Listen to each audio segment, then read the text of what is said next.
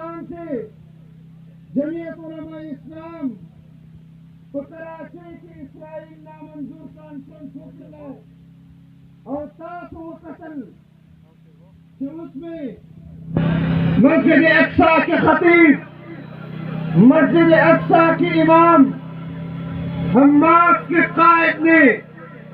Video link کے ذریعے اس conference سے خطاب کیا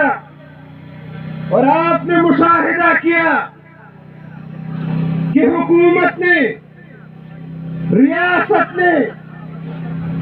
ہماری میڈیا نے نہ مسجد اقصی کے امام کو میڈیا پر دکھایا،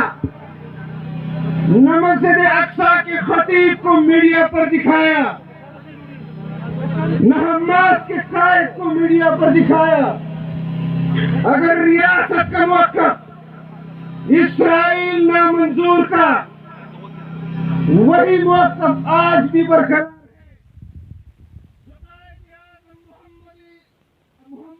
ہے نے پیش کیا 1940 کی قرارداد میں،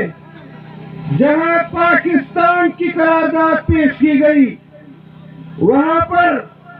اسرائیل کی مخالفت کی قرارداد بھی پیش کی گئی، تو کیوں پاکستان کی ریاستی ٹیلی ویژن پر حماس کے اور مسجد اقصی کے خطیب اور امام کو نہیں دکھایا گیا؟ اور جو لوگ اسرائیل کی بات کرتے ہیں، اسرائیل کو تسلیم کرنے کی حمایت کرتے ہیں، ان کو تو آپ پاکستان ٹیلی ویژن پر دکھاتے ہیں، ان کو آپ پاکستان کی میڈیا میں کوریج دیتے ہیں۔ کیا آپ کو نہیں معلوم کہ پاکستان کے عوام کی دلی تمنا کیا ہے؟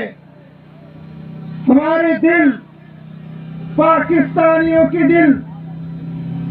فلسطین کے عوام کے ساتھ دھڑکتے ہیں، کشمیر کے عوام کے ساتھ دھڑکتے ہیں،